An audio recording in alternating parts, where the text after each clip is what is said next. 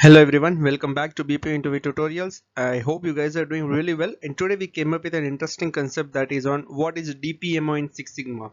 So before moving to the video, I would request everyone to share, subscribe the channel, click on bell icon, check out our playlist. You will find approximately 260 plus videos that will help you in cracking the interviews related to Six Sigma certification, trainers, team leader, operation manager, associate manager, quality analyst, quality team leader, uh, WFM analyst. You have reports, dashboards, people managements, many more videos that will help you in cracking the interviews very easily. So just check out guys, and don't miss to share, subscribe the channel, and also click on like button. So let's move to the today's concept, that is on what is DPMO in Six Sigma. We will learn with the help of examples. So basically, you know what, say in Six Sigma, basically DPMO is the main part wherein we will basically understand the two things. One is defects, another is opportunities. So let's see in detail what is this defects, what is the opportunities, and how DPMO in Six Sigma help us in reducing the defects, identifying the opportunities. Let's see the example and let's learn how we can calculate this. So let's start. So what is DPMO? DPMO is a fundamental metrics used in the field of Six Sigma. As I told you, the full form of DPMO is defect per million opportunities. What is this? We will see in detail. It also plays a crucial role in measuring the performance of the quality of various processes within the organization, and we will also see like DPMO helps us to minimize the defects and also reduce the variations in the project. It also helps us in enhancing the performance, reducing the cost, and increase the growth of the business. So we have two things here in the DPMO. The one is defect, the another is opportunities. What is defect? Defect is something which comes in written when a product don't meet the customer expectations. It will increase the cost and reduce CSAT.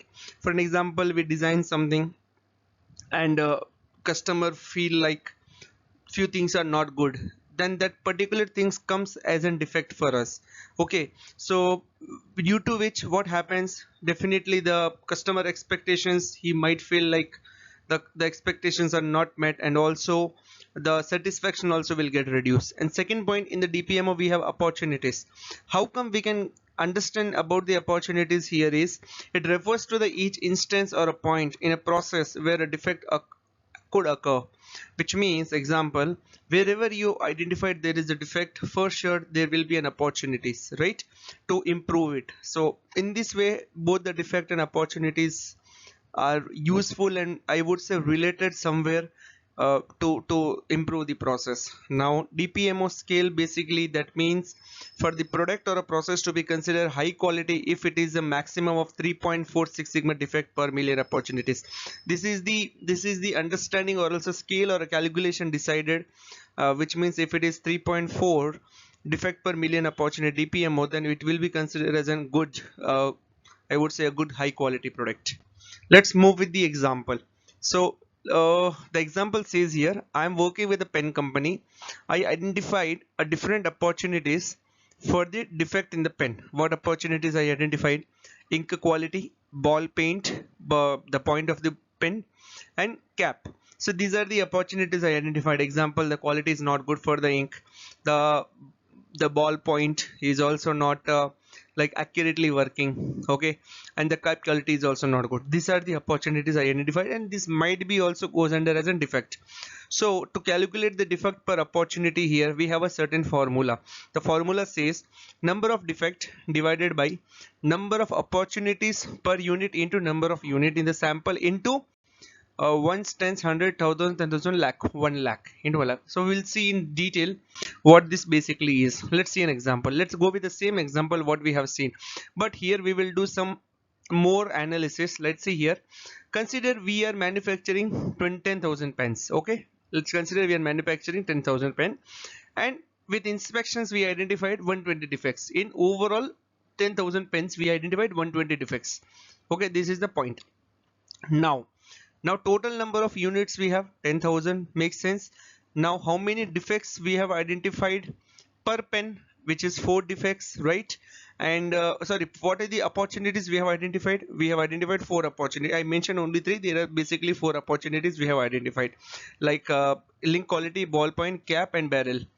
And what are the number of defects we have identified? We have identified 120 defects with 4 opportunities, which means the 120 defects what we have identified in these 4 particular points we have identified. Let's go with the formula. The formula says total defect, which is 120, divided by total number of units, which is 10,000. We manufactured 10,000 pen, into what are the opportunities? 4 into 1 lakh. We got DPMO as 3000 DPMO.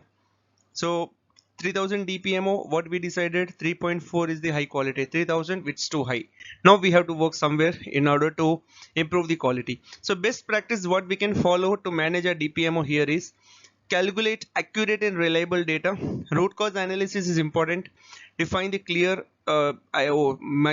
justify the clear identification. It's not definition, it's identification. Implement corrective and preventive actions. Regularly measure and analyze DPMO to access the performance, the impact of the performance initiative. Facilitate goal setting and monitoring. CSAT and cost reduction.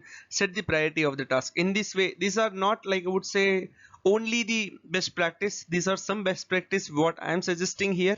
You can go with more. So this is all about DPMO. So if anyone is asking you about the DPMO in interview, just go with these few steps, few examples. Definitely interviewer will understand that you have a basic understanding about the DPMO here. Still have any doubt, any concerns, questions, any feedbacks you want to share, or any videos you want on any of the topic, let me know. Definitely I will help you out. And don't miss to share, subscribe the channel. Check out our Instagram, LinkedIn, Facebook page. You will find many job opportunities related information. You will also find many upcoming videos related information and many more new things you will identify there. So keep checking, and thanks a lot. Don't miss to subscribe the channel. Have a great day.